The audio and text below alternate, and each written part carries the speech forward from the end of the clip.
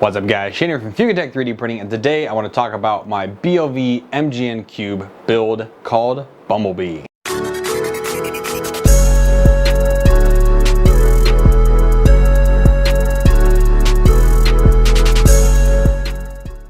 Welcome back guys. So this is Bumblebee, and if you've been watching my channel over the past year, you've seen the build, or they should say you should see the live streams of me building this behemoth of a machine.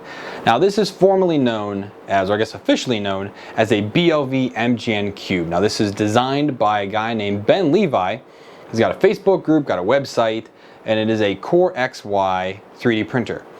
It is to compete with builds like the Railcore and a Voron, which this is definitely not a Voron. I don't know much about Railcores though. I do know a fair bit about Vorons these days now, but this is not quite that. I'd say it's one step down from there, but it is a very, very fun build. Again, it's big and it can do quite a lot, and you can customize it quite a bit as well. Now I originally bought this as a kit from, I forget, Sealand, I believe is who it was, and it was about $490 and it's like $100 shipping, $160 shipping. And that was for like the core build. It didn't have side panels, it just had a bed, which was horrible, we'll get to that. No printed parts, but all of the extrusion, the electronics, things like that, all of that came with it. It was an SKR 1.3, was it the 500 watt power supply, 24 volt power supply, flex bed system. There was a lot going for it. All the rails you needed, all of that was there to get a functional print done. And I learned quickly that I needed to change out a few parts. So, but also for me is that the bed was the worst thing. The bed in the kit was horrendous. Don't buy it. Or if you do buy it, you're gonna wanna replace it right away. I went ahead and replaced it with a piece of tool aluminum. It is 6 millimeters thick. It's quite a thick boy. And it is 340 by 340 millimeters wide. So I get almost the entire build width of that with this machine. I went and made it a little bit too big, but it comes standard with a 300 by 300. I wanted just a little bit bigger so that I could print some larger helmets for my big melon.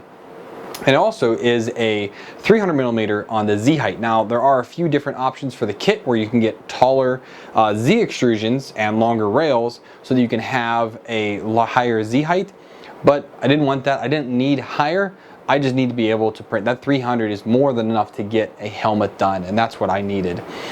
So I had to replace the bed on it. Now it comes with a standard V6, but I wanted a volcano nozzle with a 0.6 millimeter nozzle. That's what's on here now. I did have to replace the BMG extruder as the stock one went out after a little while. I had a BL touch to this. I had an inductive probe for a little while, but I was getting variation with this build sheet in particular, so I decided to go with the BL touch. Haven't used one in quite a long time. This is an authentic BL touch by one of my viewers, Ryan. I thank him for that. So this is now running a BL touch. And again, the machine came with an SKR 1.3. I replaced that, I ran that for a little while with the LCD screen. I actually had to modify my earlier one to fit at an angle because I liked that better. So I made my own custom mount for the front for the LCD screen. That was with Big Tree Tech, I think a TFT V3 is what it was, with the dowel on the side and the more narrow screen. It was touchscreen, or you could use the dial. Either one worked just fine. And I ran Marlin on this for a little while. But then everyone kept saying, oh, duets are great, duets are great. So I put a Duet 2 Wi-Fi on here and ran RepRap firmware for maybe 2-3 months, maybe a little longer than that. A couple months I ran RepRap firmware on here. First time for me. Web interface, super cool. Everything else about it sucked. I hated setting it up. It was super difficult to remember all the codes, the M codes and G codes for everything. You always had to go back to reference document. It was kind of a pain. So I ran that for a little while, and then I heard about Clipper. I started with Clipper on Ultra Magnus and on Megatron. I decided I would put Clipper here on Bumblebee. So I had a Raspberry Pi 4 laying around. I have that hooked up here into the back now. And now this is running Clipper on the Duet. It's kind of a waste of the Duet hardware, but I wanted all my machines to be very similar and access the same way. When I accessed on the website, I can just switch between machines very quickly and easily in Fluid, which is Fluid is the OS that runs Clipper on the machine. It's a whole nother topic, but either way, I'm running Fluid with Clipper here and with the panel do on there, and it's working great. I get great prints out of it, speeds are fine. all that works out well. As you can see, the machine has linear rails on X, Y, and Z. Everything's linear rails on this thing, and it does use Acme, well, the standard T8 lead screws on there to raise the Z up and down. It's belt driven, it's a core XY, so you have your tensioners up here for X and Y. And I was running sensorless homing, had issues with it, so now I'm running end stops on X and Y as well. And again on Z, we're using the BL Touch for that. And again, this was a super fun build. Takes a long time. I think the frame alone was a 4 or 5 hour live stream. And that was live too, so obviously there's delays, I'm talking to people, things like that. But the frame alone, if you're going to look to do a project like this project in particular, you're going to look to spend 4 to 5 hours if you build it as it is. Now, shortly after I built mine, Ben released a video on how to do blind joints, and that is far superior than just running corner brackets. So if you're going to do this, you're going to do blind joints, you're looking at an even longer build time because you have to drill all of those holes in order to do the blind joints, and you have to tap all the extrusion, none of it's pre-tapped. So you're looking at probably, I would say, 7 hours just to build the frame. That's not the carriages, that's literally putting all the extrusion together. You're looking at about 6 to 7 hours with blind joints, 4 to 5 hours as it comes out of the box. Also had an issue where all of the corner brackets had the little tabs on them. And that's great for everything that's in line, so the channel is in line. But once you cross your extrusion over each other and have to attach it, those little tabs no longer line up. So you have to file every single one of those. I filed a few, then I ended up getting the Dremel out and dremeling a few of them down. But if you're getting this kit for the first time, get out that Dremel or a little belt sander or something you have and take all the tabs off of all of them. Just get it done right off the bat. They're not really that necessary for alignment. They help, but again, not that much. This is V-slot. I'm sorry, this is T-slot. So it won't really help out that much, but you're going to have to do it regardless if you're going to use the things that come with the kit. They're very cheap corners. You know, again, this is not an expensive kit. We're talking $500 for a humongous printer, and some of the things are not up to scale. So we talk about that. I am running this in a direct drive setup. There's multiple different ways that he has it. You can do direct drive or Bowden with having your motor here in the back. I like direct drive better, so I went with that. I reversed Bowden tube, and this big cable chain comes up down to the back and hits my electronics. I've also added in a filament sensor in here, which works out great. It's an old Triangle Labs one that I was sent like literally maybe 4 or 5 years ago. They sent me a little care package, and I never really used any of it because I didn't have a use for any of it, but I needed a runout sensor, and hey, I ended up getting it working. Took a little while to get working with RepRap firmware, but it was much easier to do in Clipper. But I also was learning a lot about Clipper, but either way I was able to get that done. I meant to talk about the build service. This is an Energetic. They're like the biggest manufacturer. They make sheets for a bunch of other companies. They OEM, white label them for other companies. They'll do etching on them. But I have a custom sheet, one side PEI, the other side is powder coated PEI, and with their magnetic sheet directly onto that big 6mm piece of tool aluminum. Now, being it's tool aluminum, it's super flat. The company that I got this from ended up getting hacked or something, so like they had credit card information stolen. It was Midwest Steel Depot, something like that. So I probably wouldn't buy from them, but if you can find a sheet that works out, you'll definitely have a lot better. I have a 24-volt silicone heater on the bottom. I am very much against mains AC heater beds. They're not as bad on something like this where the Z only moves up and down, but if you have it on a like a standard i3, a bed slinger, you're gonna wear out the wires. And also for me, I travel so much, a 24-volt works out just fine. I don't need this to heat up in 30 seconds. If it takes 5 minutes to heat up, cool. I'll preheat it and let it go. It doesn't matter to me.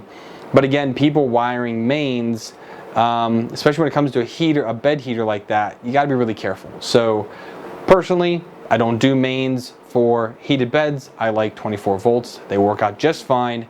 They take a little longer to heat up. I also went ahead and installed a secondary power supply into this so that I have a 12-volt power supply, which I step down to 5 volts when needed, and I have the 24-volt one. Now they're both powered off of the same fuse switch that comes into the system. It just helps kind of break up the wiring a little bit because I do need 12 volts for some things and I do need 5 volts for some things, like the Raspberry Pi. And I'm able to do all that with a couple step down transformers inside of there, little DC to DC converters with no big problem there, and it works out well. I also went ahead and added in lighting up top and here in the front. It is super bright, so when I go to start finally doing time lapses on this machine, they are going to be super crisp and clear. I'm kind of hoping to be set up like a DSLR setup with this machine, just because it'll be so smooth when only the X and Y are moving and the Z just barely goes down nice and slow and evenly. It's so much easier to do that. And there will be time-lapse features coming into Fluid in the future, so I'm hoping to test a lot of that out with this machine. I've added circulation fans into the back here, again running the Duet. So originally with the original build, and you're running a Duet, there is an Arduino that you can put in, an Arduino little Nano Pro, and you can run these 3 LEDs down here. Well, since I got rid of that, that script no longer worked because it was meant to work with Duet, with the RepRap firmware. So I went ahead and talked to Adam on the Discord, and he created a new Neopixel setup for me. These are 16 Neopixel rings, 16 LED Neopixel rings, and now I have my hot end temperature, I have my heated bed temperature, and I have my print progress. So as I'm printing, it will go all the way up to 100%. Really cool. So it's kind of just like a visual indicator. Is it necessary? Absolutely not. Does it actually mean anything? Because when I heat up the bed, all it's basically telling me is that it is heating up and it is hot, versus not knowing at all. It's really like not necessary at all, because again, unless I put some like values around these with like some sticky or something, you're never gonna know what the actual temperature is unless you look at the panel do, or if you look on Fluid. So it's 100% not necessary, but it is cool, so that's why I have it on there. So overall, like a review of the, not necessarily the kit, I mean, so let's talk about the kit. The kit's a good buy. You are gonna have to replace a few things, but could you build this machine with the kit? With everything, yes, except the bed. The bed is 100% replaced straight away, but other than that, you definitely can use everything that was here. It is lower cost. They do have a higher cost kit. I believe it's like $600 or $700, and it comes with genuine BMG, a genuine Meanwhile power supply, a genuine E3D V6, and they really do. But you're saving a lot of money by going with the cheaper kit and buying. Now that I have a Mellow BMG extruder on here, this thing was like maybe 20 bucks, or an actual BMG is like 60. So I'm still less than what I was if I bought an actual BMG straight out.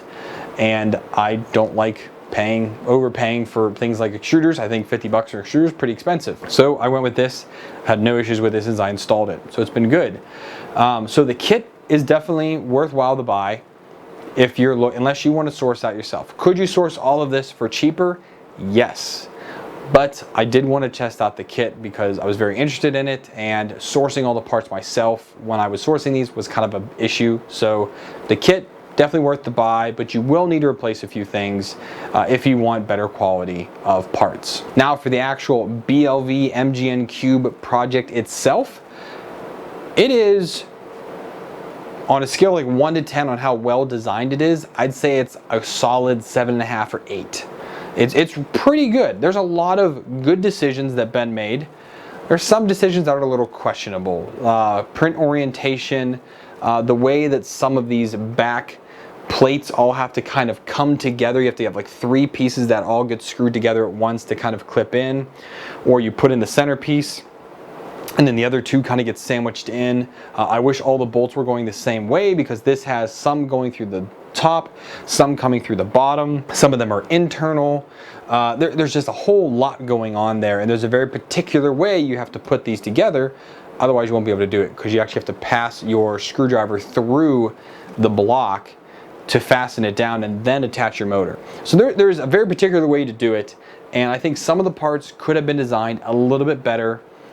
Aesthetically, I like it. You know, I don't mind the big chunky tensioners on the front. They work well. I don't like the embossing of the Y tension on there. I think that's just silly. I would like to have removed that, but I didn't. Adding in sacrificial layers so you don't have to do support on any of these parts. Most of these parts do need support, so it would have been nice to have these parts printed with no support. So that's definitely something that needs to be a design change. Need to make it so there's things that print with less support or no support. You can print the entire Prusa and Bear machine with no support. Why can't everybody else do that? Well, they're good designers. And I'm not saying Ben's a bad designer, but definitely are some things that could have been better in this to make it more easily printable for many more people.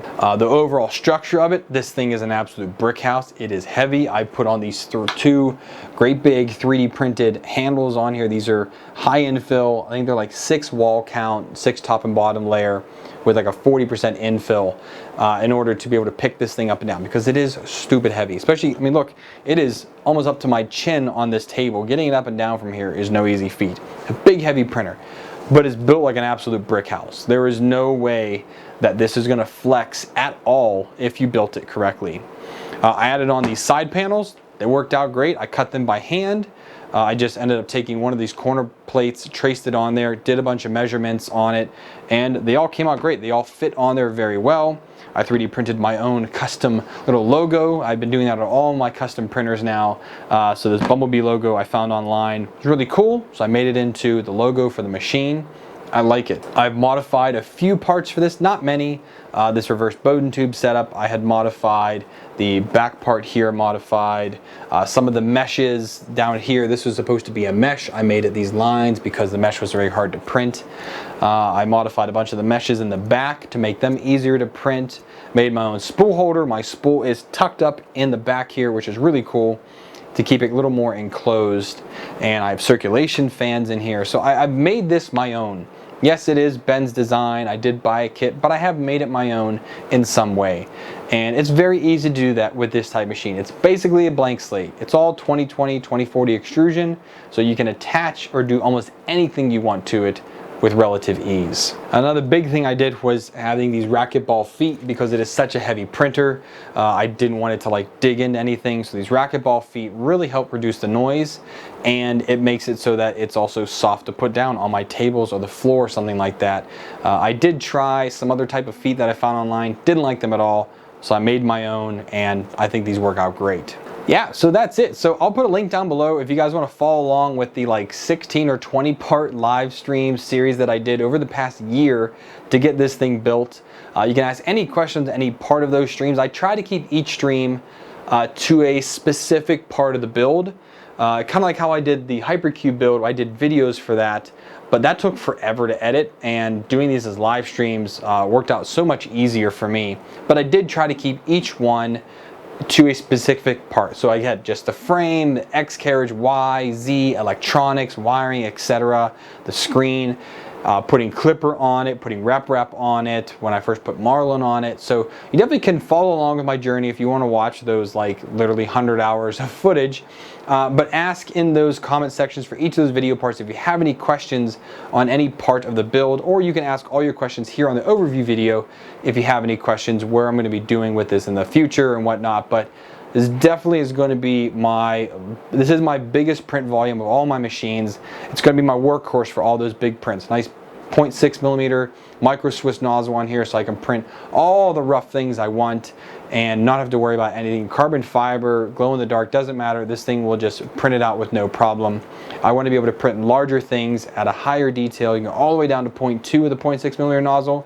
I can go all the way up to 0.4 if I really want to have more rougher layers, a more draft quality of a print. But this thing is super fast. I'm not gonna lie, very, very fast. When I sell it to do 100 millimeters a second, it's pretty much doing 100 millimeter seconds across the board. It's really close to that. So I'm very impressed with the build quality of it, the parts that I put into it. Again, if you watch the videos, I put out my heart and soul in this build. This was my biggest project to date, and it was definitely a ton of fun. I really enjoyed it, and I hope you guys would want to look into those videos and check out that. So the video's gotten long now. I appreciate you guys checking out the overview for Bumblebee. I hope you check out the overviews for my other printers, whether it be Optimus Prime, Ultra Magnus, or Megatron, or my Bear build, or Master Crane, the $130 3D printer that I designed.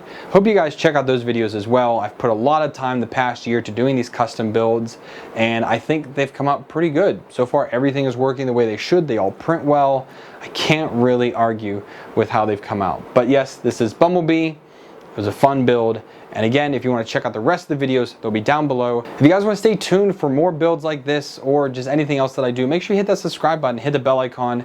That way you get notifications when I upload new content, which will be coming very soon, or I do any live streams, which will be pausing for the summer, but you guys get to enjoy these type of videos. If you want to help me build machines like this, these are funded 100% by you guys, the viewers. You can do that with a Patreon visit down below. Consider becoming one of my patrons, or using any of the one-time donation links down below, or the affiliate links that are down there as well, using the AliExpress, Amazon, things like that. All of those really do help me out, and I pour all that money right back here in the channel to build these machines and help make content for you guys to view. And maybe you want to build one of these. So I hope you guys enjoyed it. Have a good summer, happy printing, and I'll see y'all next time.